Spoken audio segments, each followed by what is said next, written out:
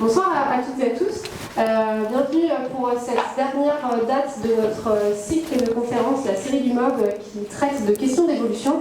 On a choisi pour cette dernière date de faire appel à Thomas Durand, qui est entre autres beaucoup de choses, mais on a beaucoup d'activités de partage de la culture scientifique autour de beaucoup de thématiques et notamment des questions d'évolution et en particulier sur la chaîne YouTube de la Tronche en biais, mais aussi je crois que tu sévis sur le site de la menace terroriste. Voilà, tu sévis dans beaucoup d'endroits finalement, toujours pour venir titiller notre esprit critique, venir battre en brèche plein d'idées reçues, que même parfois quand on est aussi, on pense finalement savoir un petit peu ce qu'il en est, on se rend compte qu'on en est aussi un petit peu farci d'idées reçues. Donc je vous remercie de faire un bon accueil à Thomas, à la fois pour l'entendre remettre un petit peu les choses dans le contexte, mais avec beaucoup d'humour d'ailleurs, avec de l'humour, parce que sinon tu as le niveau là, les gens vont s'attendre. Oui, doucement. Voilà, donc je vous souhaite de passer un bon moment, je n'en doute pas, et puis je vous dis à tout à l'heure. Merci beaucoup. Donc, merci de m'inviter. Je suis passé à Olivet il y a à peu près 2 mois, je crois. Est-ce que quelqu'un était là, présent à cette conférence-là? Vous êtes ultra minoritaire. Donc, comme c'était la même conférence, je me suis dit, je vais vous proposer au public de voter au cas où vous voudrez qu'on fasse une autre. Mais comme vous êtes toute seule, je crois que vous allez perdre. Hein, parce que j'en ai une autre sur créationnisme, complotisme, et pourquoi les deux sont intéressants aussi, mais du coup je vais faire celle-là, parce que c'est celle-là qu'on m'a embauché, mais vous êtes toute seule. Donc si jamais il y a un truc que je dis différemment il y a 2 mois, vous me dites, ah non, c'est pas ça qu'on avait dit, et puis comme ça je me corrige. Bien. Qui n'est pas abonné à la Tronche en biais? Alors vous avez tous des smartphones, et c'est une belle occasion. Voilà, comme ça vous pouvez mettre aussi sur silencieux. Bien. Alors, moi j'arrive de Nancy, mais j'ai vécu un petit peu sur Orléans il y a longtemps, et je ne reviens plus parce que c'est trop loin, mais je suis content d'être là. Voilà. Alors, la théorie de l'évolution, on connaît tous Charles Darwin, voilà, mais ça a commencé avant, donc il y a plein de gens. Alors là, j'ai quelques noms, notamment en France, avec Maupertuis.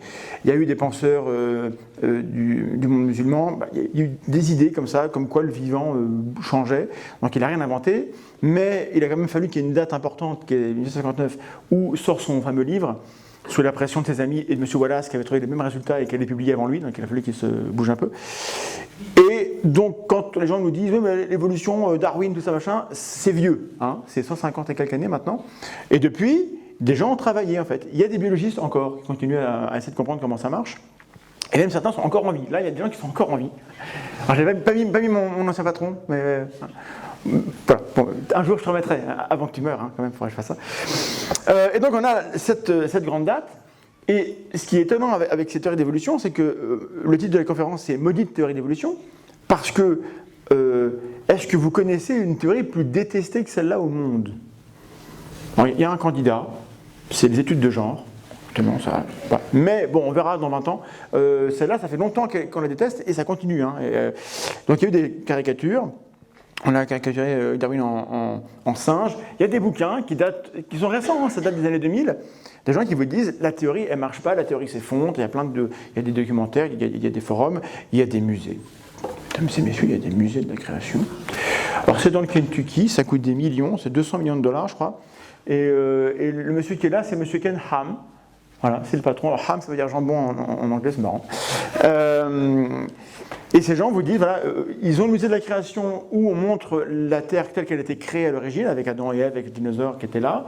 L'Arche d'Alliance, ils ont tout installé dedans, avec les dinosaures aussi, les petits, hein, parce que les grands, ça ne rentrait pas. Et bon, pourquoi pas, sauf que non, en fait. Et donc on a tout ça, et il n'y a pas d'autres théories qui provoquent ça. Et ça, on pourrait dire, bon, c'est loin, c'est les États-Unis, ou c'est il y a longtemps, mais il y a eu une grande vague dans les années 2007-2009, que c'était les 100 ans de 200 ans pardon, de Darwin, où on a eu des décisions politiques qui se sont mis à attaquer la théorie, un peu partout, Darwin et Hitler, hein, on compare des choses. Donc là, c'était M. Bush qui trouvait que apprendre l'intelligent design, donc le dessin intelligent à l'école, c'était une bonne idée, sachant que les États-Unis, alors les chiffres datent un peu, parce que ça a mis, mais quand même, 78% des États-Uniens rejettent l'éducation naturaliste. pense qu'il a fallu qu'il y ait une intervention. C'est beaucoup, hein, 70%, c'est beaucoup. Pour une grande démocratie avec des gens qui font beaucoup de sciences. En Turquie, on l'a viré du lycée. On a eu ce fameux livre, L'Atlas de la création, qui a été envoyé à toutes les facs. C'est envoyé à la fac. Vous l'avez? Tu l'as? C'est toi qui l'as? J'ai jamais réussi à en avoir un exemplaire. Jamais. Bon, j'irai te voler dans ton bureau. Monsieur Blair, en Angleterre également. Là, c'est en Allemagne, ou je ne sais plus, je n'ai pas révisé mon truc, en Serbie, Italie, Roumanie, Allemagne. Voilà. Pologne. Bref, il y a un problème avec cette théorie. Ça dérange. Alors, on va crever l'abcès tout de suite. Quand ça dérange, c'est à cause d'une vision religieuse. 100% des gens qui rejettent le font avec des motifs religieux. Je ne dis pas que c'est pas compatible, en tout cas, quand les gens sont gênés, c'est à cause de ça. Donc il y a un problème, et il faudrait voir pourquoi. Et donc je propose de regarder les 6 grandes malédictions de la théorie de l'évolution. Et vous allez voir qu'il y a des chances que, même si vous l'aimez bien, cette théorie... Alors, qui ici pense que la théorie est fausse? Ça peut arriver, on a le droit. Donc personne ne veut contester, donc bon, tant pis, hein, c'est pas grave. Donc vous l'avez accepté, malgré tout, il y a peut-être des choses que je vais vous dire, et qu'en fait, vous aussi, vous l'avez mal comprises, en fait.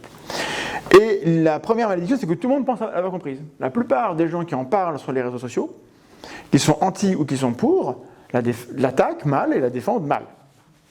Ça m'est arrivé aussi. Hein. Et donc, M. Jacques Monod a dit une phrase qui m'a beaucoup marqué, l'insécurité de la théorie, c'est que la plupart des gens pensent la comprendre. Donc, pour voir si vous l'avez comprise, je pose une petite phrase toute simple. La théorie de l'évolution est proposée par la science pour expliquer comment apparaissent les espèces vivantes. Qui ne comprend pas la phrase? J'ai une lumière dans la figure. Tout le monde comprend cette phrase. Le fait que vous l'ayez tous compris, moi ça m'étonne parce qu'en fait il y a plein de mots compliqués dedans. Le mot théorie. C'est quoi une théorie? C'est pas une hypothèse. Alors, le mot théorie en science, c'est compliqué. La gravité, c'est une théorie. Hein. L'immunité, c'est une théorie. L'atome est une théorie. Est-ce que quelqu'un ici, alors maintenant je sais qu'il y a eu des films il y a peu de temps, est-ce que quelqu'un a déjà vu un atome de ses yeux? Pourtant vous y croyez, parce qu'il y a des modèles, c'est une théorie. La gravité, l'évolution est une théorie, et donc l'une des phrases les plus pénibles à entendre, c'est « mais ce n'est qu'une théorie, c'est juste une théorie hein. ». Oui, mais la théorie, c'est pas la théorie qu'on a le dimanche en famille lorsqu'on on spécule des choses. En science, la théorie, c'est le résultat du travail, c'est pas le point de départ. On a l'hypothèse, et puis quand on est dans un stade de théorie, c'est qu'on a bien bossé hein, et qu'elle est établie. Elle peut être fausse, bien sûr, mais bon. Donc la théorie, c'est compliqué et j'ai pas le temps de le développer. Bon, alors, je reviens sur ma phrase. La théorie de l'évolution est proposée par la science. C'est quoi la science? Alors là, on pourrait passer que 2 semaines à faire que ça. La science, je résume, c'est une démarche d'explication de la nature à travers la production de modèles validés par des preuves expérimentales. La science, c'est rendre raison des phénomènes par des causes naturelles. Ça, c'est Sylvain Gras qui dit ça, j'aime bien. C'est de la recherche systématique de l'erreur. Si vous cherchez où vous vous plantez, vous faites de la science, en gros. Mais quand on dit le mot science devant les gens, ils entendent les connaissances. Et le mot scientia à la base veut dire connaissance. Ils entendent les savants, les messieurs avec des barbes et des blouses blanches qui disent des trucs, ou ils entendent ce qu'on fait avec la science. Donc les OGM, les vaccins, les bombes nucléaires, voilà, les trucs bien et les trucs pas bien. Donc, dans mon discours, la science, ça va toujours être la méthode et jamais les gens, ni les connaissances, ni ce qu'on en fait. Mais malgré tout, puisque le mot science, il a tous ces sens-là en même temps, quand on le prononce, on ne sait jamais ce qu'on veut dire avec. Et ça relève du langage, je vais revenir après. Donc, le mot science, voilà, donc je reviens sur ma phrase. Sur comment apparaissent les espèces vivantes. Donc, j'ai visité un petit peu le musée, merci beaucoup Jérémy qui m'a fait visiter il est cool, hein, si vous ne l'avez pas encore visité, il a été refait récemment et la muséographie est hyper intéressante, et notamment, il y a le concept d'espèce. C'est compliqué, moi je me rappelle, c'était M. Renaudot, j'ai oublié le nom de ce prof, qui nous avait donné en TP comme question à faire à la maison, définissez le mot espèce. On s'était tous retrouvés à la BU à chercher dans les... C'était avant Internet. Hein. Oui, je suis très vieux. Alors, enfin, Internet existait, mais on n'avait pas encore, nous, accès. Hein. Et donc, on a fini par tous trouver la bonne, on a tous copié les uns les autres. Et l'espèce est un ensemble d'individus qui peuvent se reproduire, voilà, entre eux, qui sont interfertiles. Sauf que cette définition, elle ne marche pas pour les fossiles, hein, parce que personne ne peut tester. Elle ne marche pas pour plein d'espèces qui se reproduisent de manière plus ou moins sexuée ou pas trop. Donc cette définition, elle marche uniquement pour les grosses bestioles ou les grosses plantes, encore que qu'on voit à l'œil nu, quoi. Et le reste, ça ne marche pas. Hein. Donc notre définition, elle n'est pas terrible. Quand on entend l'espèce, on voit bien que les chattes font des petits chatons, que les chiens et les chiennes font des petits chiots et des petites chiottes, et que ça n'arrive jamais que l'un fasse l'autre. Jamais. Les boîtes sont étanches. Les espèces, ça ne change pas. L'instinct qu'on a sur les espèces, c'est que les animaux se ressemblent et que ça ne change pas.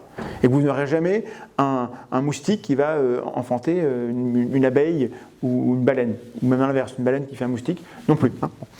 Hein. Les espèces, c'est un concept qui date d'avant Darwin. L'espèce est un concept fixiste. Donc quand Darwin vient expliquer l'origine des espèces, en fait, il y a un petit peu un hiatus, il n'est pas là pour ça. En lui, en fait, il s'étonne que, puisque tout change, pourquoi tout change, et malgré tout, on a des espèces qui restent stables. En fait, c'est ça donc je vous invite à aller écouter ce que dit Guillaume Lecointre, qui, quand il parle de ça, il fait ça mieux que moi. Hein. Mais en gros, l'espèce, d'ailleurs, le graphe qui vient après vient de M. Lecointre. Une espèce, sans vraiment avoir une vision commune, c'est un fragment de lignage. Donc là, vous avez les générations qui succèdent dans le temps, donc le temps étant ordonné, le futur est là-haut, et donc chaque génération a des petits, on se croise entre nous, et puis à un moment donné, il y a une montagne entre les deux, ou bien une migration, les populations se séparent. Une population, un fragment de lignage sur plusieurs générations entre deux séparations, ça c'est une espèce. Dans ce groupe-là, les individus se ressemblent, et quand ils se reproduisent entre eux, ils donnent une génération qui ressemble à celle d'avant. Bon. Donc le concept d'espèce, il faut intégrer le temps dedans. Ce qu'on ne fait jamais parce que nous on vit maintenant et pas il y a 1000 ans ou 2000 ans. Donc le concept d'espèce, attention, il est compliqué et grosso modo, les espèces ça n'existe pas. Hein. C'est un mot qu'on met dessus, mais voilà. Si vous avez des questions, lisez mon livre, Dernier l'évolution, je n'ai pas le temps. Vivante.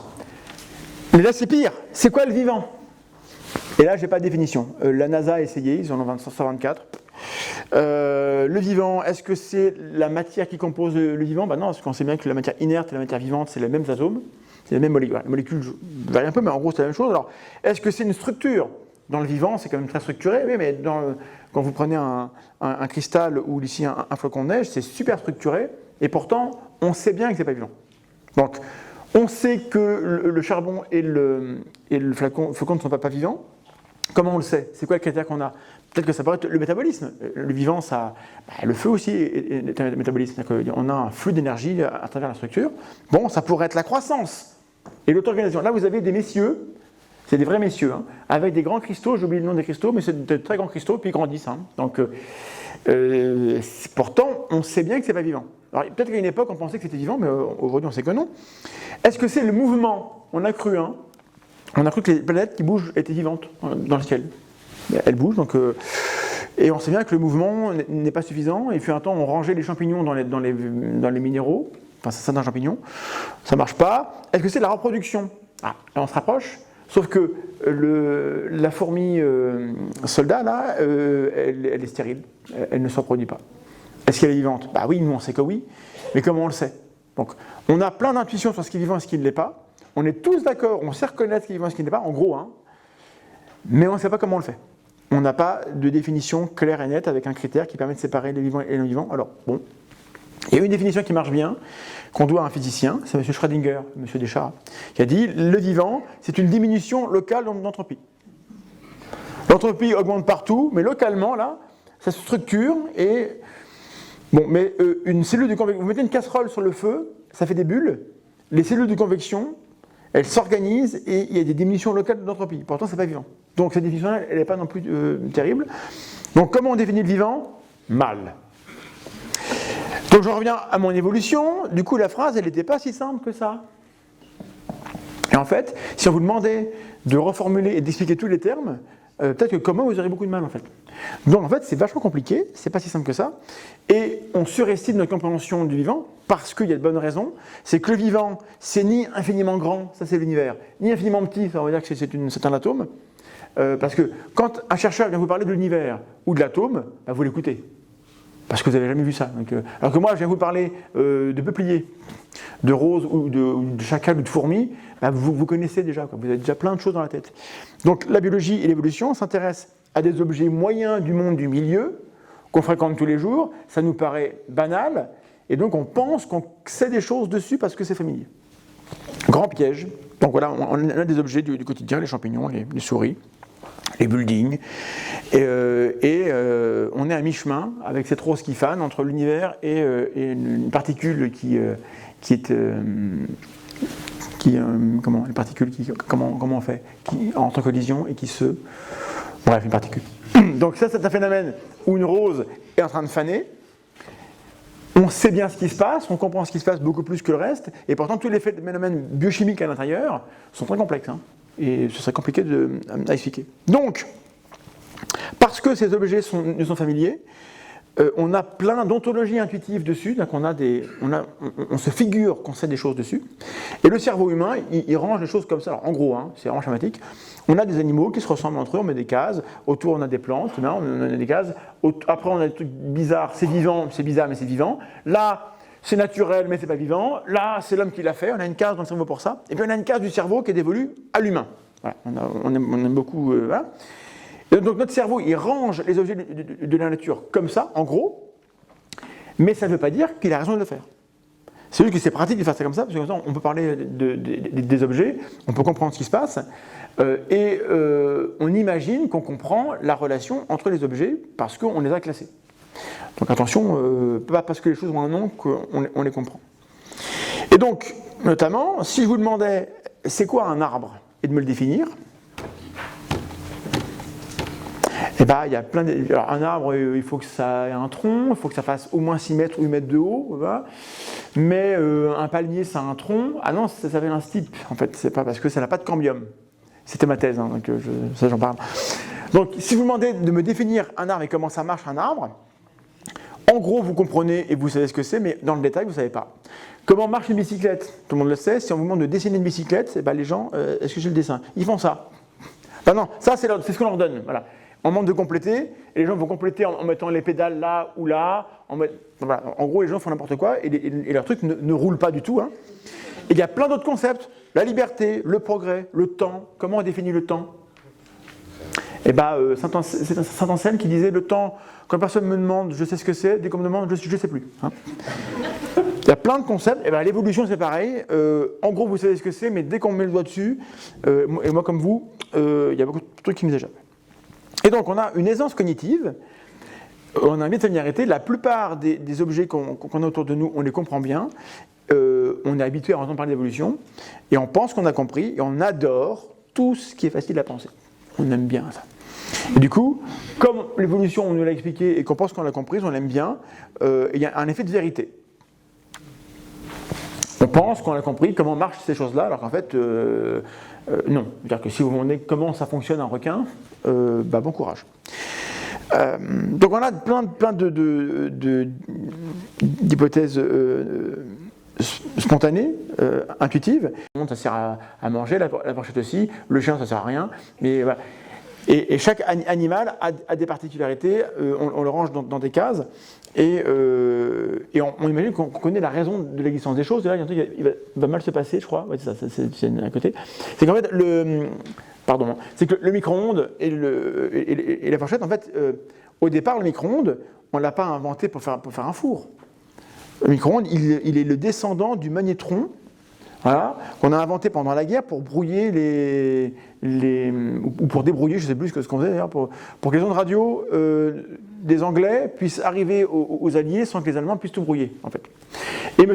Percy Spencer mangeait du chocolat, il a posé sur son magnétron, et quand il l'a récupéré, il était tout liquide, il s'est dit tiens, c'est marrant ça. Et 15 ans plus tard, à la maison, il a construit un four. Donc là, il y a une exaptation, que le truc n'était pas un four du tout, et on en a fait un four. N'empêche que dans le cerveau humain, on aime bien que les choses aient une fonction et qu'elles la gardent, cette fonction. Donc imaginez que dans la nature, les choses puissent changer de fonction, dans la mesure où elles n'ont pas de fonction, bien sûr, c'est aussi un concept qu'on met dessus, c'est un peu compliqué pour nous, donc on n'aime pas trop ça, et là je passe parce que je n'ai pas le temps de faire ça. Donc résultat de tout ça, il y a plein d'arguments mal foutus qui sont utilisés parce que les gens ont mal compris la théorie, et on croise cette phrase-là, on a plein de ce truc-là, on n'a pas un seul de ceux qui sont entre les deux. Comment on explique ça ? C'est juste parce que lui, c'est pas un ancêtre. En fait. Ceux qui sont actuellement aujourd'hui, les chimpanzés ou les gorilles, ne sont pas des ancêtres, parce qu'ils ne sont pas plus vieux que nous. Hein. Donc, mais on croise réellement, là vous avez le site, c'est bible.com, hein, c'est comme ça, hein, j'ai pas inventé. Il y a un problème dans la manière dont les gens ont compris l'évolution, et parfois ils ne veulent pas la comprendre, donc ils vont l'attaquer mal, et en face, des fois, on ne sait pas trop comment répondre. Donc attention à comment on répond aux gens qui n'aiment pas la théorie, et soyez sûr d'avoir vérifié que vous ne dites pas une bêtise avant de répondre. Parce que ça peut nous arriver à tous de dire des bêtises. Donc, malédiction 1, on croit qu'on l'a comprise, du coup on ne cherche pas trop à se renseigner, et on en parle mal. Et quand on la défend mal, en face, ils s'en rendent compte. Hein. Donc il dit, ah tu vois, tu défends mal, donc c'est que c'est une théorie qui ne marche pas. Ensuite, nous sommes essentialistes. J'ai un peu évoqué la chose quand j'ai parlé d'un peu de fixité fonctionnelle. Quand on part de la nature, culturellement, on a cette représentation, là, on a la scala naturelle, l'échelle de la nature, avec le minéral en bas, le végétal, l'animal, l'homme, au-dessus on a des trucs encore plus intéressants. Et cette représentation, il y a des gens, c'est vieux, c'est périmé, mais on croise encore des gens, y compris à la fac, qui évoquent ces choses-là, les règnes végétal et minéral. Quand quelqu'un vous parle du règne minéral, et que c'est une prof d'homéopathie, par exemple à Nancy, il faut arrêter d'écouter, hein, il ne faut plus l'engager, voilà, je l'ai dit. Hein. Mais bon, maintenant, elle s'est présentée, elle a été élue au conseil scientifique à Nancy. Il faut que j'appelle la présidente. Bon. Donc, nous vivons dans un monde où on met les choses dans des boîtes, c'est pratique pour en parler, pour le langage, mais il n'y a pas de raison que les bestioles acceptent d'être dans une boîte. Hein. Donc ne confondons pas, c'est le nominalisme, le fait de poser des critères sur la nature, le fait que la nature, elle est d'accord. Elle n'a pas dit qu'elle était d'accord, la nature. Le monde est très complexe, l'humain a quelques sens, j'en ai mis 5, mais il y en a plus que ça. Il y a plein de simili possibles, et nous avons des récepteurs dans notre corps qui captent des informations, et derrière, on a un système nerveux qui va percevoir. Donc, la perception, elle n'est pas là, elle est là. Donc quand j'ai mal à mon orteil, quand je me cogne, j'ai pas mal là, j'ai mal là.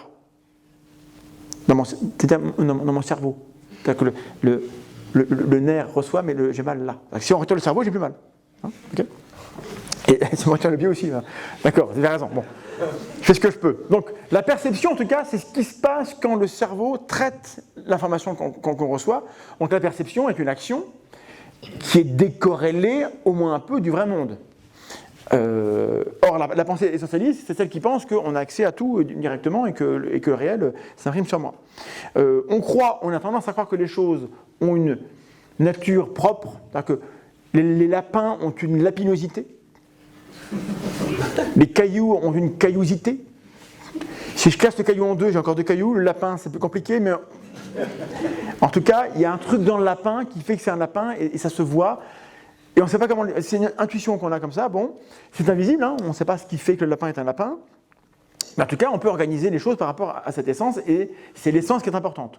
C'est presque platonicien, c'est les idées sont dans un domaine, et le monde réel, c'est l'ombre portée sur les idées de ces choses-là. Et donc on a cet ordre immuable des choses, et c'est rassurant en fait. C'est très rassurant de se dire que les choses existent pour une bonne raison, qu'elles ne vont pas changer. Ça permet de se dire que, voilà, que notre vie est en sécurité. Si le monde est bien géré et qu'il y a des essences derrière les objets, rien ne va changer, et tant mieux. Bon, puis on voit que le climat change, en fait. On voit qu'on fout le bordel dans la nature, donc en fait, donc il vaut mieux qu'on arrête de croire ça, parce que ça ne nous aide pas. Troisième malédiction, on a un langage humain, on a des langues humaines, qui n'est pas forcément adapté pour faire de la science et pour parler de la nature. Là, j'ai une citation de M. Wittgenstein. Si je n'ai pas de mots pour expliquer quelque chose, comment je l'explique ? Voilà, donc on ne peut pas. Donc il faut qu'on utilise les mots, on n'a pas le choix. Or, le langage humain, un peu à l'image de comment on perçoit le monde. C'est un langage qui dépend de ce qu'on perçoit et qui, en général, implique un agent qui fait quelque chose à quelqu'un d'autre. Donc, s'il n'y a pas d'agent qui agit sur le monde, on ne sait pas trop comment le penser. Or, est-ce que les organismes dans la nature sont des agents qui agissent sur le monde ? Ça dépend comment on le cadre, mais le langage va nous inciter à faire ça. Et comme on a du mal à injecter de l'intention dans une plante, on va penser que peut-être que quelqu'un au-dessus décide pour elle. Et ça, c'est pas tellement dans la nature et l'évolution. Donc le langage humain, il aime bien qu'il y ait des objectifs, des agents, des buts et des moyens. Donc on aime bien que ces objets-là existent, on a une lecture fonctionnelle parce que le langage a ce vecteur de fonction. Et je vous renvoie vers la vidéo qu'on a faite il y a peu de temps avec Thomas Himes, qui est un généticien. Parce qu'on a ce vocabulaire qui dit, on a le programme génétique, et lui a fait un bouquin là-dessus. La métaphore du programme génétique implique qu'il y a un programme, donc peut-être qu'il y a un programmateur, mais en tout cas que les gènes contiennent en eux-mêmes tout ce qu'il y a après.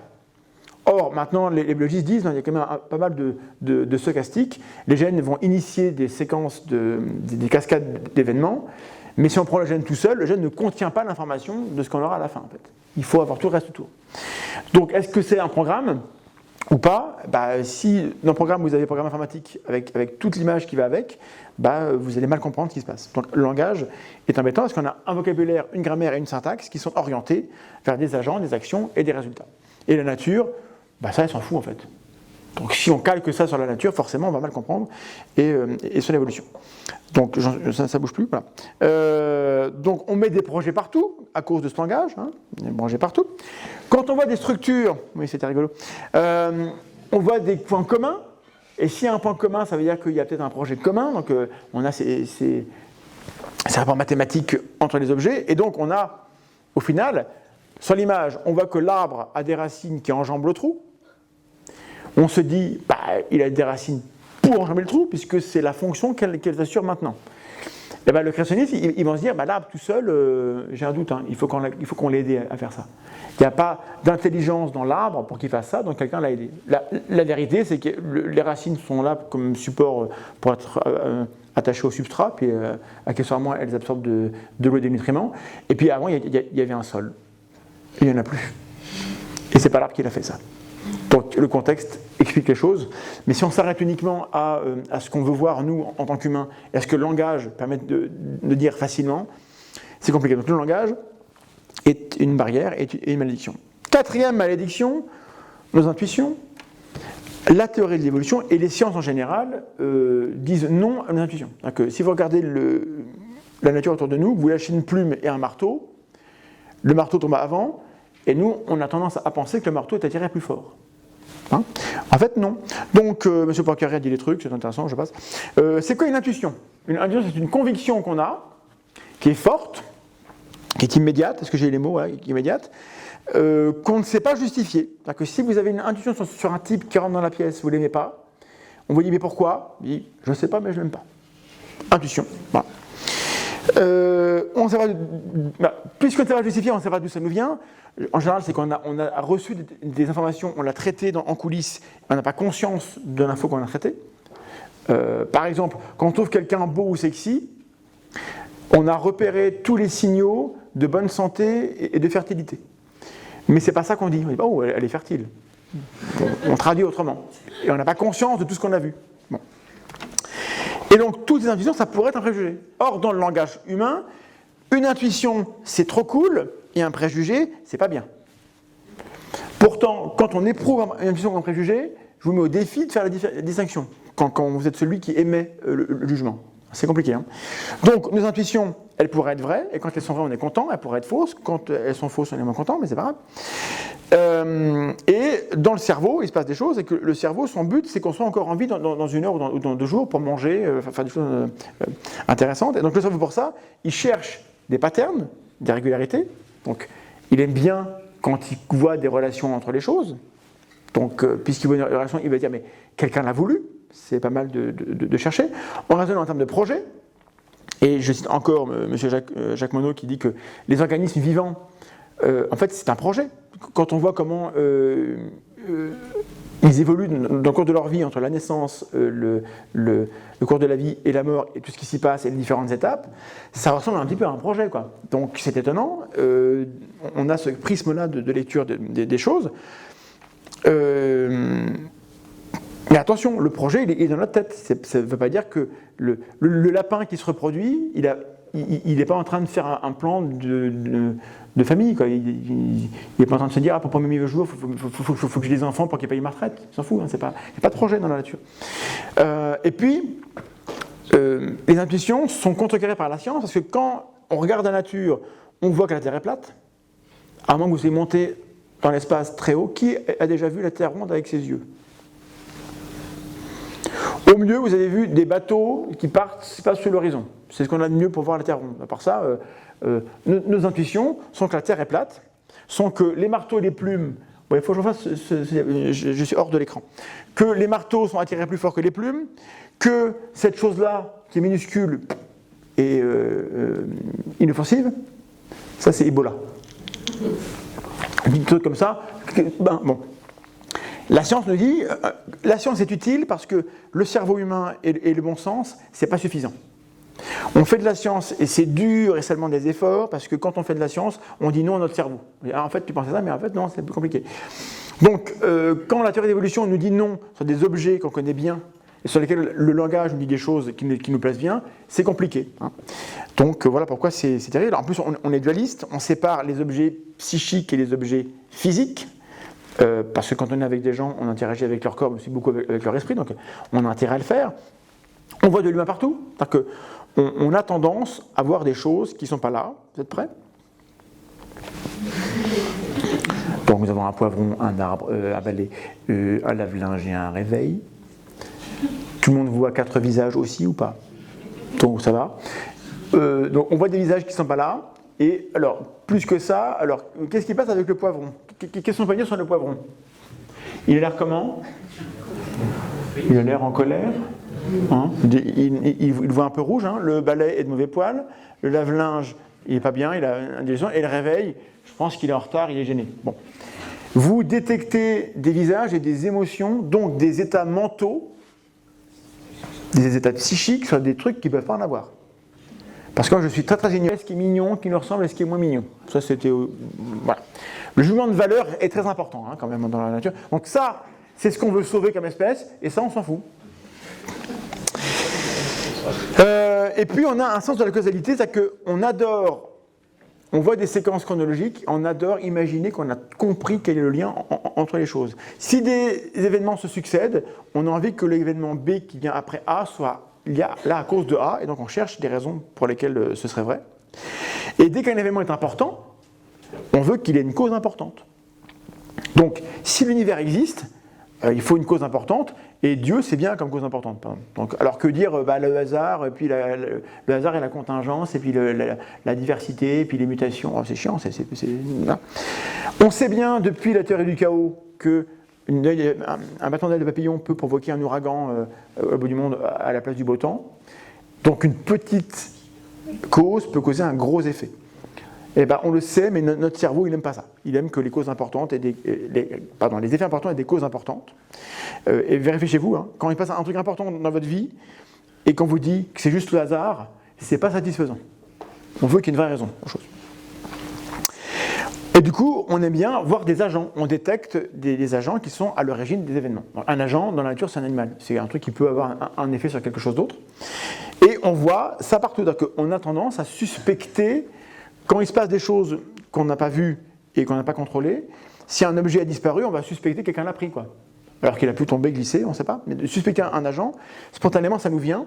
Et on a raison dans beaucoup de contextes, mais il y a des contextes où ce n'est pas vrai. Donc, si je suspecte des agents, quand je vois des éléments de ce type-là, que je ne comprends pas et qui ont des gros impacts, la cause que je vais imaginer, elle va être aussi importante que ça, vous voyez un peu où je veux en venir. Et dans le quotidien aussi. Dans les petites choses de la vie, on a tendance à engueuler son ordinateur. Là, c'est François avec ça s'appelle Pupus, c'est sur Internet. On a tous prononcé ou entendu sans que ça nous choque, la télé ne va pas s'allumer. Je vous laisse réfléchir à ça. Quand je me cogne sur ma table basse avec mon orteil, j'ai mal à mon orteil, j'engueule la table basse, je la tape et j'ai mal 2 fois. Je suis très bête, mais j'ai une relation avec ma télé ou ma voiture ou ma table basse qui n'est pas normale. Enfin, pourtant si, parce qu'on a tous la même. Donc, on est tous à peu près normaux, on a tous un cerveau qui marche, personne n'a pris de substance, et on trouve ça normal de dire la télé ne veut pas s'allumer. Bon. Donc on détecte de l'humain, de l'intention sur des objets qui n'en ont pas, et je vous renvoie vers Michel-Ange. C'est Michel-Ange, hein? Non. Si, c'est Michel-Ange. Oui, bah ça va, j'ai une absence, c'est bon. Et quand on regarde le dessin de Dieu sur la Chapelle Sixtine, ça ressemble à une coupe de cerveau. Alors, je surinterprète, je ne suis pas le seul à l'avoir fait. On sait qu'il a vu des dissections. Est-ce que Michel-Ange s'est amusé à faire exprès que le manteau de Dieu, etc., ressemble à un cerveau pour dire Dieu est dans le cerveau? Ce serait une belle histoire, je veux y croire, mais je vous laisse juger. Voilà. C'est de l'intuition que j'ai. Donc, on a beaucoup d'intuition, on aime bien croire que le monde est juste. Et si le monde est juste, on ne peut pas accepter que l'univers fasse n'importe quoi et joue au hasard et joue au dé avec la vie, c'est insupportable. On a un biais d'internalité où on aime bien expliquer les événements par les qualités internes de ceux qui les vivent, alors que le contexte explique beaucoup de choses. Donc, plein d'événements, j'accélère parce que j'ai envie qu'on puisse discuter à la fin, plein d'événements, voilà. Nos intuitions nous rendent difficile à expliquer des trucs comme ça. Bon, là, on a un cheval et puis on peut le manger. Là, on a des animaux de compagnie qui ne savent qu'à ça. Et là, c'est la même espèce qu'on a sélectionné pour ses bourgeons, pour ses fleurs. Voilà. C'est une partie différente qui est mise en avant. Et ce n'est pas le hasard. Donc ça, c'est l'humain qui fait ça, Intelligent Design. Mais est-ce qu'il fallait un concept intelligent pour faire un chat ou un chien? Alors pour les chiens, si, mais enfin, quand vous comparez un loup avec un chihuahua, vous avez la nature et l'Intelligent Design. Vous avez le niveau. Bon. Donc, on n'aime pas trop le hasard, on aime bien avoir des explications plus fortes que le hasard. Et si nous avons deux images où on a des points qui sont disséminés au hasard, l'un de ces deux images a été corrigé un petit peu. Et en mesure laquelle des deux est le plus proche du hasard, la plupart des gens votent pour celle qui est à gauche, parce qu'elle est plus régulière.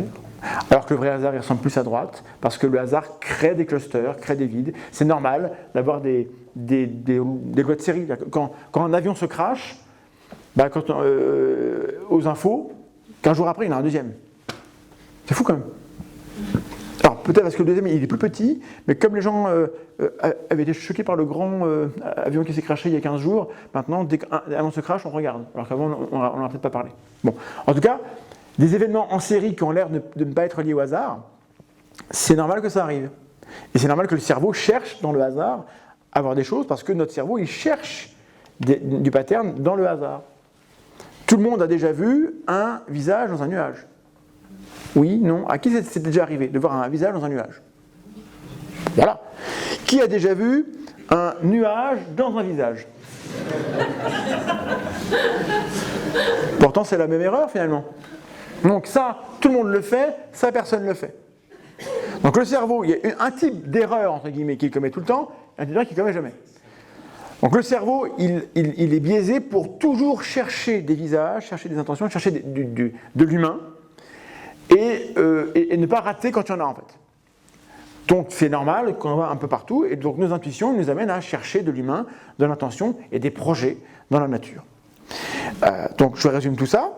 Donc nos émotions, nos intuitions nous disent tout ça, et Darwin nous dit la nature, elle s'en fout en fait. La nature, elle peut vivre sans qu'il y ait des causes proportionnelles, sans dualisme, sans finalisme. La nature, elle se débrouille toute seule en fait. Bon.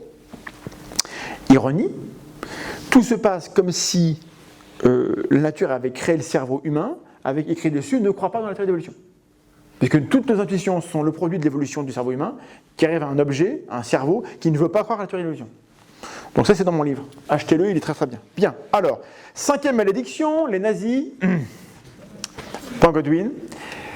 Le darwinisme social. Donc, il y a des gens qui vont vous dire, et c'est pas faux, on a utilisé les théories d'évolution pour parler de la compétition entre les espèces, c'est les plus forts qui gagnent, c'est eux qui disséminent leurs gènes, les autres sont destinés à l'extinction, la nature fait ça, donc c'est bien.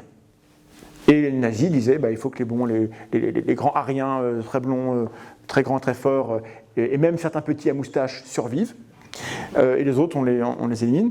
Donc le problème c'est que Darwin n'a jamais dit ça en fait. Quand Darwin quand ces théories ont été utilisées pour regarder comment fonctionne la société humaine, en disant cette compétition qui façonne les espèces, elle façonne les humains, donc il faut qu'on l'utilise, c'était Spencer. Donc il faudrait appeler ça du spencerisme, c'est pas du darwinisme. Darwin avait même dit, moi je ne suis pas d'accord avec ça, ça ne me concerne pas, ne me mêlez pas à ça les poteaux. Bon. Et Spencer a dit, la survie du plus apte, c'est pas une phrase de Darwin, c'est une phrase de Spencer. La survie du plus apte, c'est l'idée que toute protection artificielle des faibles est un handicap pour le groupe social auquel ils appartiennent, dans la mesure où cette protection a pour effet de le mettre en position d'infériorité face aux groupes sociaux rivaux. Donc il faut qu'on élimine nos handicapés, nos imbéciles, etc. Parce que sinon, comment en face ils vont le faire ? Eux, ils vont s'améliorer de génération en génération, et nous, on va devenir tous débiles, disait Spencer. Donc il ne faut pas de sécurité sociale, et l'éducation, tous les acquis sociaux, au revoir, parce que Darwin, non, parce que Spencer. On a un peu pire que ça, on a M. Galton, qui lui était le cousin de Darwin, qui lui a inventé l'eugénisme, qui a dit, non seulement il ne faut pas aider les handicapés, mais peut-être si on pouvait les stériliser, ce serait mieux. Et l'eugénisme a été relativement accepté en science pendant longtemps, parce que c'était un concept qu'on a exporté dans l'humanité, alors que dans la nature, il n'y en a pas. Parce que ça voudrait dire que la nature sait ce qui est bien pour l'espèce. Pour ça, il faudrait que les espèces existent. Or, on a dit que non. Donc, tous ceux qui vous disent « ces choses-là se produisent pour le bien de l'espèce » prononcent une phrase qui n'a aucun sens. On a eu ça, on a eu des comparaisons qui est l'homme le plus évolué. Donc ça, c'est dans Prometheus, le film de Ridley Scott, l'humain supérieur, et les autres, c'est des trucs dégénérés ou inférieurs. Et on a même trouvé des trucs de ce type-là dans le livre de Darwin, mais en français, avec la traductrice de Darwin, Madame comment déjà ? Madame Clémence Royer, qui s'est amusée à rajouter 64 pages au bouquin, parce qu'elle trouvait qu'il ne disait pas assez de choses. Et Darwin a été mis au courant, il a réagi en disant « Presque partout dans l'origine des espèces, lorsque j'exprime un grand doute, et le doute c'est bien, mangez-en », elle ajoute une note expliquant le problème en disant qu'il n'y en a pas. Voilà, il est vraiment curieux de voir quelle sorte de vaniteux personnage il y a dans ce monde. Et ça, c'était avant Raoult. Donc, le darwinisme social, il porte mal son nom. C'est pas Darwin qui l'a dit, c'est Spencer et Galton et d'autres gens. C'est des gens qui ont voulu importer dans la société humaine des concepts qui sont valables dans la nature où personne ne décide. Donc, comme personne ne décide, il n'y a ni bien ni mal, la nature, elle est amorale, elle s'en fout. Mais nous, qui sommes humains, on a tendance à faire l'appel à la nature, c'est sur la chaîne, l'appel à la nature, consiste à dire si c'est naturel, c'est bien. Donc, je vous rappelle la guillotine de Hume, M. Hume, qui dit on ne peut pas dériver d'un être un devoir. La phrase est un peu. Mais en gros, c'est pas parce qu'il y a un truc qui existe dans la nature qu'il faut faire pareil. Donc, l'argument de dire si c'est naturel, c'est bien. La naturopathie, c'est bien parce que c'est naturel, c'est pas un argument, en fait. Parce que les lions tuent les lionceaux pour que les femelles soient disponibles. Bon, allons-y, je sais pas. Ou pas, bon. Donc attention, et surtout, ils ont oublié un truc hyper important, que les biologistes, eux, savent, c'est que la compétition n'est pas la seule relation. Il y a la prédation, bien sûr, le parasitisme, bien sûr, mais il y a aussi l'amensalisme, donc on vit à côté l'un de l'autre et puis on est en paix. Il y a le commensalisme, chacun profite un petit peu de la présence de l'autre. Et il y a la symbiose où on a besoin de l'autre, en fait. Et toutes vos cellules sont le résultat d'une symbiose. Vous avez des mitochondries dans vos cellules qui à la base étaient des bactéries, et maintenant on vit tous ensemble. Voilà. Et on ne pourrait pas dire que nos mitochondries sont du non-soi, elles sont à nous. Donc on est bien une synthèse de tout ça. Et les darwinistes sociaux, ils ont oublié ça, ils ont oublié que la compétition n'était pas le seul prisme de lecture de la nature. Et l'être humain est une espèce hyper collaborative, en fait. On s'écoute, on se sauve. C'est-à-dire que dans la nature, il y a peu d'animaux, ça arrive, mais qui vont aider les autres. Surtout des personnes, des organismes d'une autre espèce que la leur. Il n'y a pas beaucoup de... Alors qu'un humain qui voit un animal qui souffre, en général, il y a de l'empathie. Alors sauf si c'est un chasseur. On les aime bien quand même, il faut qu'ils se nourrissent, les pauvres. Mais dans la nature, l'entraide est faible, et chez les humains, c'est extrêmement fort. Du coup, l'idée qu'il faut qu'on élimine les plus faibles, c'est pas comme ça que l'humain, on est là où il est en fait. On est parce qu'on s'est entraidé, au contraire. Du coup, cette malédiction qui consiste à dire que Darwin amène à Hitler, c'est des trucs débiles, parce que c'est pas ce que disait Darwin, Et c'est des projets politiques qui ne sont pas du tout dictés par la science, mais par la politique. Donc c'est la politique qui se drape de science, et les scientifiques disent non, en général, sauf ceux qui veulent aussi se faire élire. Ça peut arriver. Donc l'altruisme, c'est bien, et je vous conseille le bouquin de Keynes, Le gène égoïste, qui explique que même si à l'échelle du gène, le gène a un intérêt égoïste à se produire partout, ça peut produire des individus qui sont le véhicule des gènes, qui eux ont des comportements altruistes entre eux, à l'avantage du gène. Donc, même si la nature est profondément égoïste, on peut avoir de l'altruisme à l'échelle des individus. Voilà. C'est une citation, voilà. J'accélère. Donc, les nazis, pas bien. Voilà. Arrêtez de mélanger tout. Voilà. Bon. Ensuite, la sixième, c'est qu'on est un peu angoissé. C'est-à-dire que peut-être que vous l'ignoriez, auquel cas, si je vous le dis, je suis désolé de celui qui va vous le dire, mais vous allez mourir. Alors, pas ce soir, normalement, ça me ferait de la peine, mais l'être humain a ça de particulier que nous savons tous que nous allons mourir. À un moment donné, on l'apprend, et on déploie ouais, enfin, c'est fou à quel point on est capable de le nier. On a plein de stratégies pour l'oublier, pour le nier, donc on s'occupe, on fait des choses. Et donc, le problème, c'est que, d'une part, il faut nier la mort, mais surtout, on va mourir, et c'est pas juste. Parce que, je n'ai pas demandé à être là, je n'ai pas demandé à ce qui m'arrive. Si j'ai des maladies, peut-être que je ne les ai pas méritées, mais à la fin, ça va se finir. Merde, quoi, qu'est-ce qui se passe, hein? Donc, le bien et le mal dans la nature, il n'y en a pas, quoi. Si vous regardez les espèces vivantes sur Terre, en rouge, c'est tout ce qui s'est éteint aux différentes extinctions. Il n'y a pas de justice. Il y a des bestioles. Il y avait Jean-Pierre là, et Mireille ici, qui étaient des animaux super sympas. Ils se sont fait exterminer comme ça, sans aucune raison. Il n'y a pas de raison objective. Personne n'a mérité ce qui lui arrive, quoi. Donc il n'y a pas de méritocratie dans la nature. Donc le bien et le mal, il n'y en a pas. Là, vous avez le temps avec les différentes grandes extinctions. Donc nous vivons, mesdames et messieurs, sur un charnier monumental. Et actuellement, des espèces sont en train de disparaître et on ne va pas l'empêcher, elles vont mourir. Voilà. Donc c'est une horreur absolue. Et la Terre elle-même, alors c'est pas pour demain, mais dans quelques milliards d'années, le Soleil va enfler, un peu comme Didier Raoult. C'est mon gag préféré, Didier Raoult, depuis quelques temps. Et la Terre va subir ça, donc ça va mal finir. Donc ça va mal finir, on n'aura pas ce qu'on mérite. Et pour un cerveau de singe comme nous, c'est insupportable. Il faut absolument qu'on mette un peu de morale là-dedans. Donc, accepter une théorie qui vous dit que tout ce qui arrive n'a jamais été décidé, c'est pas que la théorie dit qu'il n'y a pas de Dieu, enfin, la théorie dit qu'il n'y en a pas besoin. Du coup, on l'élimine, donc il n'y a pas d'agent moral dans la nature, il n'y a pas de raison que tel moustique pique telle bestiole qui va attraper le paludisme et mourir, il n'y a pas de raison objective, ça se passe comme ça. Donc, il n'y a pas de justice. Et pour nous, c'est un peu difficile à accepter, parce que si tout ça est le produit du hasard et de la contingence, alors nous sommes des singes, et nos décisions individuelles et collectives n'ont plus aucune valeur intrinsèque. On pourrait tous avoir tort. Et donc des gens vont vous dire, puisqu'il n'y a pas de bien ni de mal, alors Hitler avait raison de tuer les Juifs, puisqu'il n'y a pas de bien et de mal. Il y a un peu le truc. Donc évidemment, nous, il faut qu'on construise du sens, etc. Mais on doit faire le deuil d'un truc, c'est qu'il n'y a pas de vérité absolue, la vérité pure sucre, hein, voilà, parce que les jugements qu'on va produire sont des jugements qui sont produits par notre temps, notre culture, etc. Et pour un être moral, comme nous sommes chacun d'entre nous, qui aimerait recevoir son juste dû et que le cosmos soit au moins un petit peu sympa avec lui, il y a besoin d'autre chose. Donc, du coup, la théorie, ça, elle ne répond pas. Hein. Donc, si vous voulez croire de l'immanent ou à la transcendance, vous avez bien le droit, mais la théorie ne le dit pas.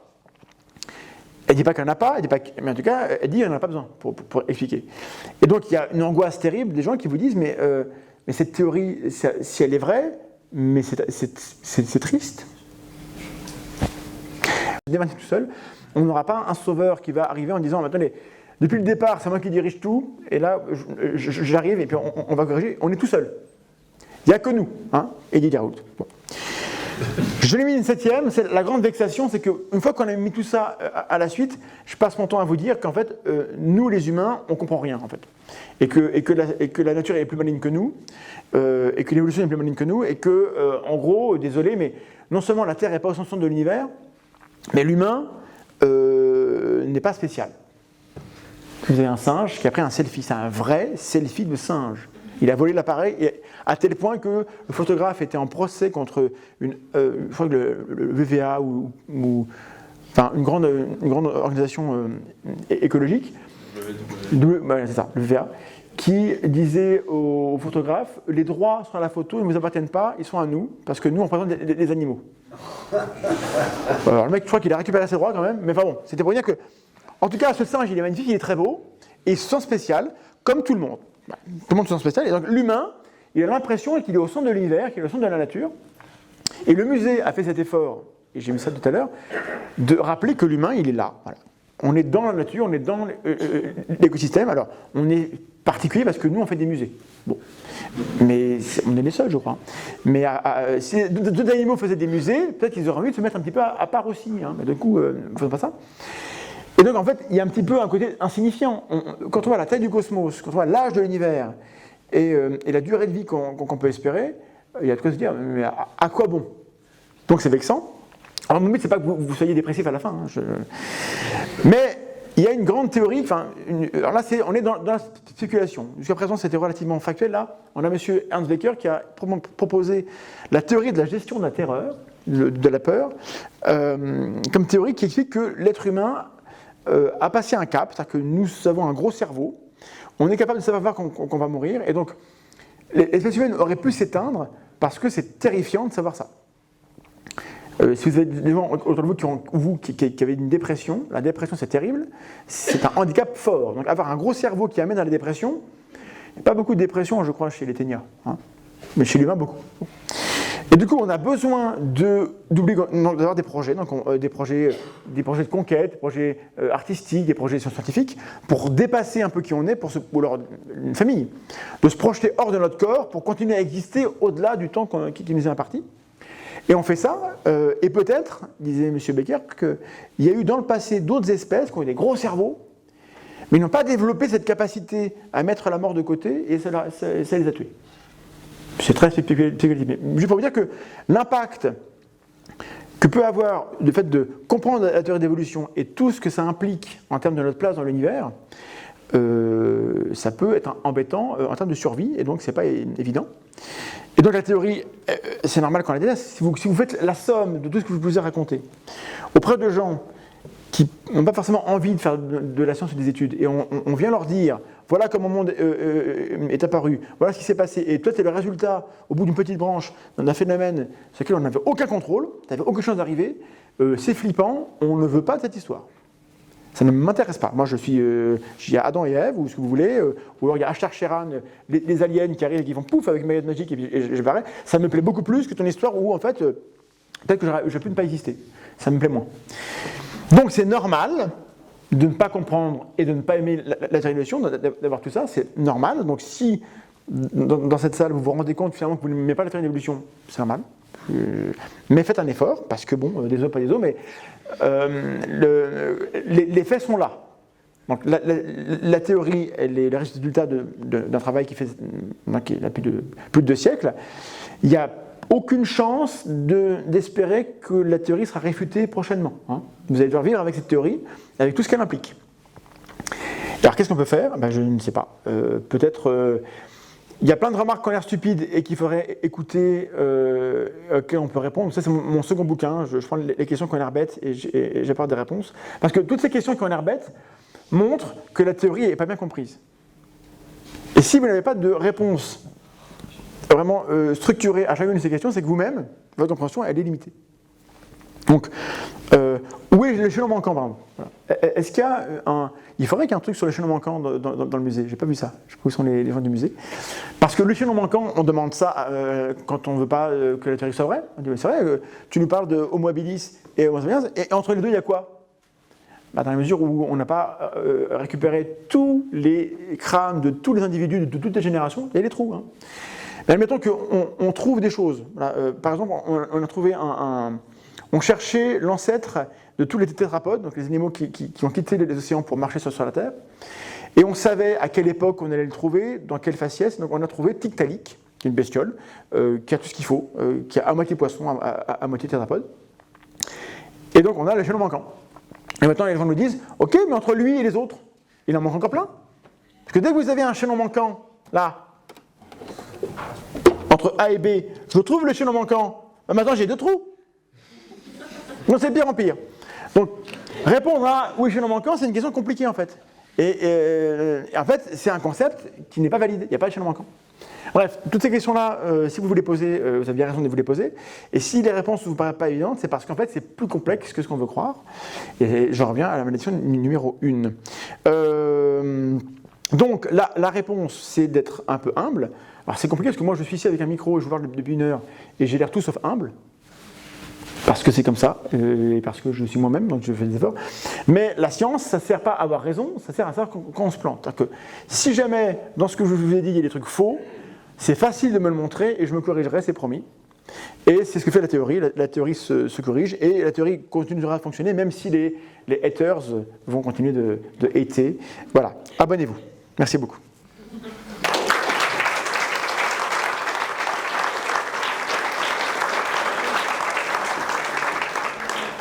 Il y a un micro qui pourra circuler si vous avez des questions ou des remarques. Surtout si vous n'avez pas aimé ce que j'ai raconté, il ne faut pas hésiter à faire des objections, c'est important.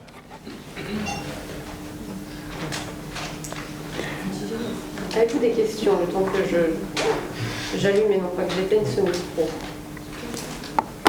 Questions, remarques, envie de partager Ça a été? Il y a un monsieur là-bas qui a une question. Oui, non, non. Il parlait trop vite, monsieur. Micro, il a pas articulé comme il faut. Moi, je ne viendrai plus. M'énerve. Bonsoir. Merci beaucoup. Merci beaucoup. C'était vraiment super intéressant. Du coup, il y a juste un moment, un passage sur Richard Dawkins, vous parlez. Sur son bouquin, c'est Le jeune aveugle. Le jeune, oui.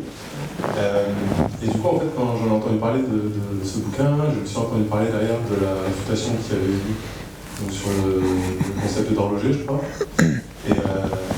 Et du coup, il y avait même une réponse qui était sur le concept d'horloger aveugle. Et j'avoue que ce concept-là était un peu flou. Et je me demandais si par hasard, vous aviez quelques explications. L'horloger aveugle, ça date d'avant, en fait.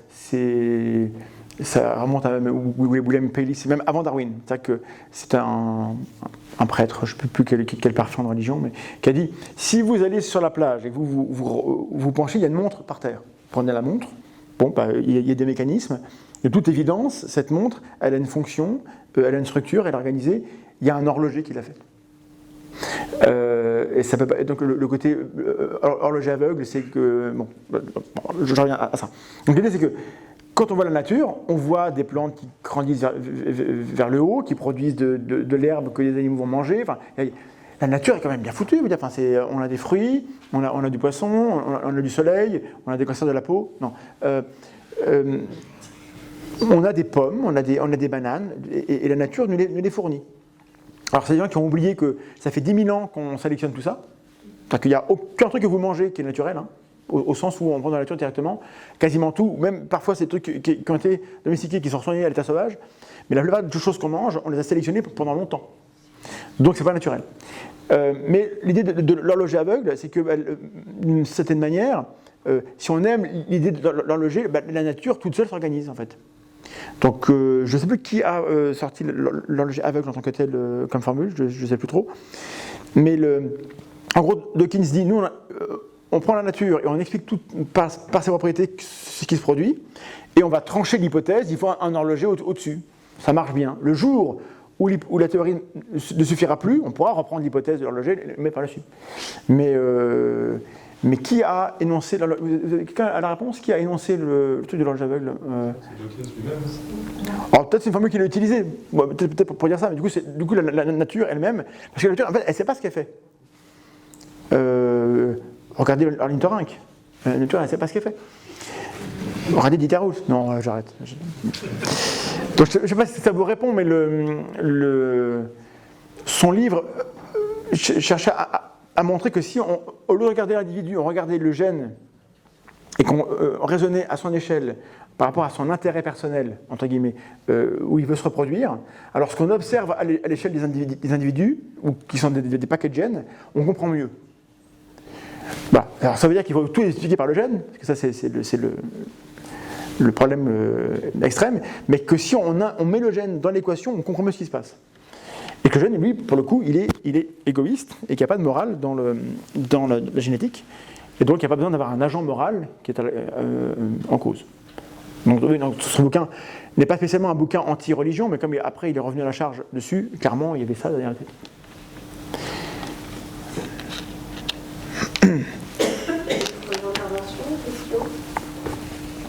Des objections, des interjections, des insultes. Non, allez, abonnez-vous et insultez-moi sur Internet, ça c'est plutôt. Je suis habitué. Alors justement, sur ce sujet, je suis un peu votre chaîne et vous prenez souvent, par des fans de Grimaud, de Delavier, des mecs comme ça, du shitstorm plein la gueule. Et sur ce sujet, justement, est-ce que l'effort que représente de devoir justifier auprès de ceux qui ne croient pas à la théorie de l'évolution en vaut la peine? Donc pour ceux qui ne suivent pas, ces messieurs sont un est un gourou des pyramides qui pense que les pyramides d'Égypte c'est trop bien foutu, hein. Mathématiquement c'est incroyable, ça ne peut pas être les Arabes. Voilà. Et puis qui en live a dit Darwin c'est réfuté, la preuve Ratopnu est tardigrade. Pourquoi? On ne saura jamais, mais enfin, j'ai une idée, mais voilà. Et Delavier, c'est un mec qui aime beaucoup aussi voir l'évolution mâle. C'est un bodybuilder masculiniste qui tente d'expliquer les relations homme-femme avec des vieilles idées qui sont renfermées. Voilà, mais il n'est pas du tout sexiste, il n'est pas du tout homophobe, mais vous le lisez, vous dites bah si quand même. Ouais. Donc ces gens-là, évidemment, moi je ne vais jamais réussir à déconvertir ces types-là. Ils sont écoutés, alors Grimaud moins qu'avant, hein, beaucoup d'abonnés, et de la vie encore un peu, pour l'instant.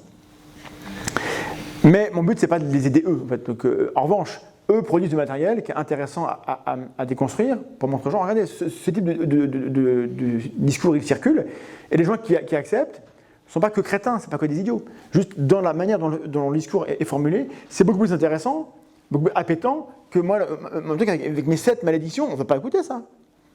Quelle personne normale voudrait qu'on lui dise tous les récits consolateurs sur la vie après la mort, etc. Peut-être c'est vrai, mais en tout cas la théorie dit on n'a pas besoin. Tu es là par hasard, ta vie n'a aucun sens, tu vas mourir et l'univers s'en fout. Moi, ce que j'ai à vous vendre, voilà. Donc, mais malgré tout, on a besoin d'être adulte, quoi. Donc c'est un récit qui n'est pas consolateur, mais il y a une forme quand même de stoïcisme, à dire quand même de satisfaction, à dire moi je suis capable de supporter ce discours. Alors c'est faible, mais on a ça pour nous. Et je pense que ça vaut le coup. Et surtout, ça permet de moins glisser vers les autres discours associés, qui en général dérivent vers de l'idéologie bizarre, parce que nous on reste sur la crête des choses dont on sait pourquoi on les croit. Je crois des choses et je sais pourquoi je les crois, je sais pourquoi je sais ce que je pense que je sais. Et quand on écoute ces gens-là, ils croient plein de choses et ils s'appuient sur beaucoup de choses qui sont des témoignages personnels, des impressions. Ouais, ils ont le droit, hein. Mais du coup, nous, on ne fait pas ça. Et je pense qu'il y a beaucoup de gens qui les écoutent, et puis quand ils entendent un discours, mais critique, bienveillant, bien structuré, et qui propose autre chose comme explication, alors les gens ne sont pas bêtes. S'ils voient que ce qu'on dit, c'est plus solide, plus structuré, et même si c'est un petit peu moins... si c'est vrai, c'est vrai. Quoi. Une fois que vous avez compris, quand vous avez compris Pythagore, c'est mort. Hein. Vous n'allez plus jamais croire autre chose que la somme des carrés des côtés adjacents à l'angle droit sont égales à la somme au carré de l'hypoténuse. Une fois que vous le savez, c'est fini. Hein. Alors, il reste les espaces non euclidiens pour arrêter d'y croire. N'empêche que sur un espace plan, quand vous avez compris le théorème de Pythagore, c'est foutu, vous êtes obligé d'y croire. Il y a beaucoup de gens comme ça qui n'osent pas tellement aller regarder ce que dit la science, parce que s'ils comprennent, il faut qu'ils y croient après. Oui. Donc ça sert à quoi? Ça sert, moi ça me fait bien plaisir de le faire, maintenant c'est mon travail, bon du coup ça me fait, je mange à cause de ça, mais merci, je mange grâce à vous.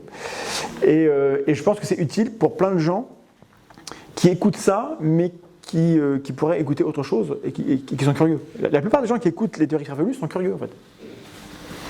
Et ils ne sont pas idiots. Et il y a une frange de gens qui détestent le discours mainstream parce qu'ils considèrent que ce que je vous raconte c'est autoritaire, ça vient d'un mec qui a un doctorat, paf, il vient, il a un micro, il vous regarde de haut, il a une barbe, mais par contre ils adorent Raoult, c'est le même, aucune logique. Mais voilà, donc peut-être que ça ne sert pas forcément là où on croit que ça sert.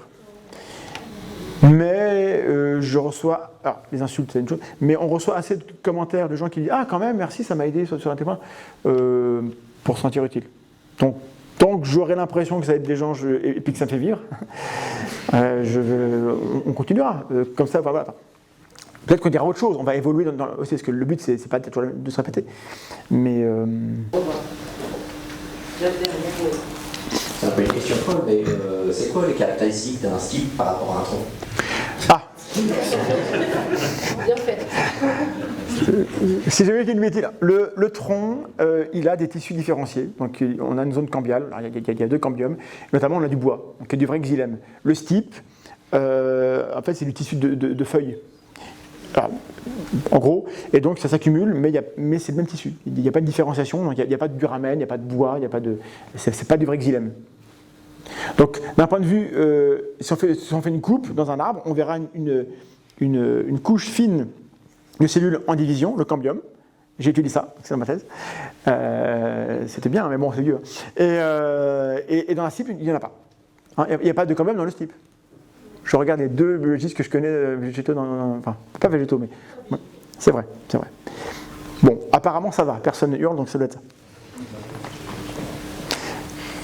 Bonsoir. Moi, je me demandais justement, à part pour les tribunaux, pour les personnes à l'origine de l'idée, comment faire pour aider quelqu'un à sortir de ce genre de dogme ou de doute, sans justement être tout de suite, sans que la personne se ferme et réussir à la faire, pas changer d'avis, mais se poser une Oui, j'ai une vidéo qui s'appelle « Comment retirer une idée dangereuse de la tête de quelqu'un ». Alors, étape 1, il faut que ce quelqu'un, d'abord, ce soit vous pour tester. Testez d'abord sur vous. Parce que la personne qui croit un truc bizarre, peut-être qu'elle pourrait avoir raison. Donc, étape 1, ne pas partir du principe qu'il a forcément tort. S'il pense que la Terre est creuse et qu'il y a des reptiliens dedans, bon, je n'y crois pas, mais peut-être venir en disant « t'as tort, t'es qu'un con », c'est fini, il est vrai. Maintenant, c'est une question fondamentale, j'ai pas la réponse, mais on a un petit nouveau qui est arrivé il y a peu de temps, Socrate, qui a proposé un truc. La maïeutique, qu'on a transformé ça en entretien épistémique. Voilà, donc il y a Samuel Busseret qui en parle sur sa chaîne. J'ai un chapitre dans mon prochain bouquin qui s'appelle L'esprit critique pour les nuls. Il y aura un chapitre dédié à ça. Et en gros, ça consiste à ne pas argumenter. C'est-à-dire que si quelqu'un croit dur comme fer à un complot machin, ou il est dans la religion à mort, ou dans tel monde politique un petit peu coloré bizarrement, et que dès que vous argumentez, il a tout ce qu'il faut dans sa poche, il a le manuel du parfait machin pour répondre. Ou alors, pire, vous avez un argument, ça l'estomac, mais il va dans un forum, il dit, on m'a dit ça, comment je fais? Et les autres, ils ont la réponse. Il y aura toujours une réponse, parce qu'ils vont toujours trouver une manière de tordre. Donc vous n'argumentez plus, vous dites, tu crois ça? D'accord. Pour quelle raison? Donc il faut que ce ne soit pas en public, parce que si votre but c'est qu'il doute à la fin. Donc il ne faut pas qu'il y ait un public, parce que sinon lui ou elle a intérêt à tenir sa position, moi j'ai raison. Voilà. Bon. Donc il faut être pas en public. Il faut avoir un peu de temps, prévoyez au moins 1 heure pour discuter. Il faut que vous ayez un petit peu renseigné quand même sur le type d'argument, le type d'élément, pour pouvoir avoir de la ressource derrière un peu. Et puis il faut accepter de ne pas juger. Il faut écouter, questionner, reformuler, avec 2 principes. Charité, ce qu'il vous dit qu'il croit, il le croit vraiment? Peut-être que non. Mais si vous partez peut-être qu'il ne croit pas, c'est foutu. Donc il croit vraiment à ce qu'il vous dit, pour les raisons qu'il vous le dit. Et 2, quand vous reformulez, vous faites un homme de fer. L'homme de paille, c'est lorsqu'on reformule mal pour se moquer des gens. Vous reformulez ce qu'il vous dit en plus fort, en plus précis, en plus juste, en plus prudent, de manière à ce que, quand vous avez reformulé, ah ouais, t'as raison, c'est comme ça qu'il faut le dire. Là, vous avez gagné. Il est sûr que vous avez compris. Et bien, vous avez compris, et pourtant, vous n'y croyez pas. Voilà, il y a un problème. Et donc, vous n'y croyez pas, il va dire, du coup, ton argument A, ton argument B, vous regardez, alors ton argument, tu dis ça, ça sort d'où, et vous regardez. Et vous n'êtes plus en opposition, vous êtes une ressource auxiliaire qui l'aide à faire le ménage dans ces hypothèses. Donc, ça exige que la personne à qui vous faites ça vous respecte, a un intérêt pour votre avis, et a envie de vous convaincre. Il faut que son but, ce soit de vous convaincre qu'elle a raison, et vous, d'être convaincu si elle a raison. Alors, c'est une gymnastique. Dans votre vie, si vous en réussissez 3 ou 4, c'est magnifique. Moi, j'en ferai 0 parce que du coup, vu mon travail, plus personne ne vient. C'est fini. Moi, je peux faire ça par proxy. Si tout le monde dans cette pièce fait ça 4 fois, j'aurais fait ça du coup plein de fois. Par proxy, je serais très content. Et si on fait tous ça 4 fois, en quelques générations, le monde est sauvé. Mais il faudra quand même quelque chose. Et j'ai pas mieux que ça, en fait. Évidemment, c'est utile d'argumenter, jusqu'à un certain point. Évidemment, c'est utile de manifester qu'on n'est pas d'accord. Donc, dites jamais pour avoir la paix, t'as raison, je suis d'accord, jamais. Mais le problème, c'est qu'en général, quand les gens sont vraiment obsédés, ils parlent que de ça. Donc, vous devez essayer de parler un peu d'autre chose, pour garder un contact affectif, pour que le jour où il y a un doute, vous soyez toujours présent. Et donc, ne vous engueulez pas. Alors ça, c'est facile. Ne vous engueulez pas. Ma grand-mère sur l'homéopathie, on s'engueulait plein de fois. J'ai arrêté, voilà, ça va mieux. On ne se parle plus. Non. Donc ne vous engueulez pas. Et si vous sentez que vous pouvez le faire, expliquez-lui ce que vous allez faire. Alors, on fait un entretien. Je n'argumente pas, mais si tu as raison, c'est grave, c'est important, il faut que je le sache. Du coup, on fait ça avec une méthode. Et si la personne est d'accord, votre but, c'est qu'à la fin, les arguments soient plus, il n'y en ait plus. A, B, C, D ont disparu. Vous regardez, alors du coup, pourquoi tu crois ? Ben là, il y a un silence. Donc vous ne devez pas lui dire « Ah, t'as vu, t'es trop con ?» Vous vous taisez, silence, aporie. Oh, et votre but, c'est que... Alors, c'est rarissime qu'en une fois, la personne abandonne la croyance, ça n'arrive pas. Par contre, si elle a envie de recommencer, et que 15 jours après, elle dit « En fait, on peut recommencer, parce que du coup, j'ai d'autres idées pour recommencer. » Et vous faites le ménage, une fois, 2 fois, 3 fois, au bout de 4-5 fois, peut-être qu'elle va changer la vie. Mais le travail, c'est l'autre qui le fait, pas vous. Même si c'est compliqué, c'est plus dur pour l'autre de changer la vie, en fait. On a tous changé la vie plein de fois et on ne s'en est pas rendu compte. Parce que c'est dur de changer la vie. On n'aime pas trop ça. On dit mince, ça veut dire que j'étais bête avant. On n'aime pas trop ça. Alors que changer la vie, ça veut dire qu'on progresse. Donc c'est bien. Ou alors qu'on est dans la pente dans cette autre chose. Mais j'ai pas mieux que ça. Et c'est une question qui revient souvent. Et voilà. N'hésitez pas, si vous avez des objections à ce que j'ai raconté. Ah, madame a une objection, c'est super. C'est peut-être bête ce que je vais dire, mais donc dans la théorie de Darwin, ce qui ne plaît pas aux gens, semble-t-il, c'est qu'on dit toujours que l'homme descend du singe. Et pourquoi on ne dirait pas, pour faciliter cette compréhension, enfin, que l'homme descend d'un primate? Parce que dans notre esprit, un singe, c'est quoi? C'est une lion, c'est un chimpanzé, c'est un gorille.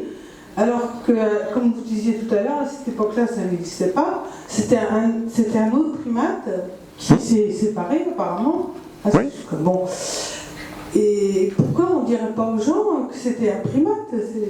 Alors, on pourrait, mais le truc, c'est qu'une fois que c'est dans le langage courant, c'est compliqué. Moi, je dirais même plus, je dirais l'humain est un singe. Techniquement, on est un des 5 grands singes. Oui. Bon, alors c'est pas grave. Mais c'est pas grave, il y a des gens pour qui c'est donc dans notre esprit, le mot singe, tout de suite, on voit le gorille, on voit le... C'est possible, c'est le problème du langage. C'est un problème du langage. Vous avez raison. Plutôt que dire que l'homme est descendu du singe, dire que l'homme a pour cousin les singes. Et est un primate de la famille. Voilà, mais de toute façon, ceux qui veulent se vexer le feront toujours. Hélas.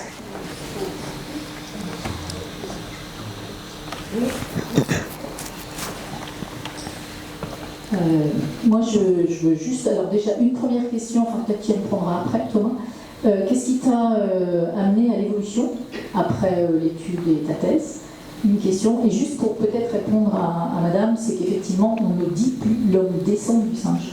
Le problème de toutes les images que tu as pu montrer, c'est le singe et l'homme avec cette évolution qui n'est pas du tout une évolution, est fausse, c'est complètement fausse, et je pense que pour déconstruire beaucoup d'idées préconçues, etc., c'est que dès l'école, la petite école, ces images doivent disparaître. Oui. Moi, je le fais avec les étudiants et je leur demande qu'est-ce que l'évolution. Ils me sortent tous cette image-là. Ouais. Donc, c'est voilà, par exemple. Donc, oui, qu'est-ce qui t'a amené à l'évolution? Moi, au départ, petit, j'aimais beaucoup les dinosaures. Alors, et quand j'ai regardé pour éventuellement faire une thèse, moi, au départ, je m'intéressais au comportement animal. Et puis, on m'a envoyé poulet. Mais j'ai réussi à faire une thèse dans un truc qui n'avait rien à voir. Ça m'a bien intéressé, mais du coup, il y avait toujours cette idée quand même de m'intéresser au comportement, et notamment, pourquoi les créationnistes n'aiment pas l'évolution. Parce que moi, j'aimais bien. Et donc, je suis allé c'était au début d'Internet, sur les forums de discussion, où il y avait tous les créationnistes, et donc avec tous les arguments, et donc j'allais débattre avec eux. J'avais raison. Jamais j'ai convaincu personne. Donc je passais un temps fou, moi je me suis engueulé à la maison, arrête de passer ton temps, viens manger. Bon, voilà, et on m'a dit, mais tu feras jamais rien de ça, tu passes ton temps là-dessus, tu vas jamais rien en faire. Du coup, j'en ai fait un livre, Ironie d'évolution, où justement je me suis intéressé parce que dans ce forum-là, il y a quelqu'un, alors s'il m'écoute, il avait un compte qui s'appelait Vicomte. J'ai jamais su qui c'était cette personne, un monsieur ou une dame, qui m'a parlé de biais cognitifs. Je me dis, mais c'est plus fort qu'eux, en fait. Quand tu viens avec des arguments, c'est pas qu'il ne comprend pas, c'est qu'il ne veut pas comprendre. C'est comme un arachnophobe. On sait bien que l'araignée ne va pas nous bouffer, quoi. Mais on écrase, on n'est pas à l'aise. Bah, c'est pareil, eux, ils savent bien que l'argument, il devrait être acceptable, mais non. Et donc, je me suis intéressé, mais donc, c'est quoi ces biais, machin, et le côté un peu évolutionnaire, c'est-à-dire que pourquoi les biais empêchent, comme j'ai fait dans l'inférence, de comprendre l'évolution, et surtout d'où est-ce qu'ils viennent d'un point de vue évolutionnaire. Du coup, moi, j'ai pas un bagage qui était dédié à ça, mais bon, j'ai une notion de biologie, donc ça m'a quand même aidé. Et j'ai passé, pendant mes postdocs et mes ATR, à écrire le bouquin, en fait, en parallèle de mes... Du coup, je me faisais un peu engueuler, des fois, au laboratoire à Angers, je travaillais sur mon livre. Vaguement. Mais j'ai décidé alors que vraiment, enfin, quand on a été chercheur et qu'on sait qu'il y a plein de gens qui sont bien meilleurs que soi sur des sujets comme ça, avant que le bouquin sorte, moi j'étais... et le bouquin, je l'ai envoyé à Guillaume Lecointre. Après l'avoir envoyé au Seuil, le Seuil m'a répondu oui, et après Guillaume Lecointre m'a répondu oui aussi.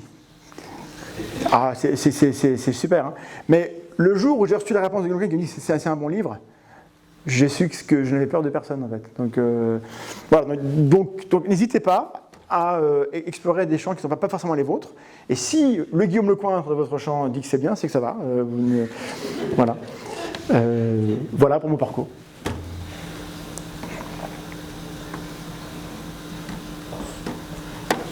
On a jusqu'à 23h, c'est ça ?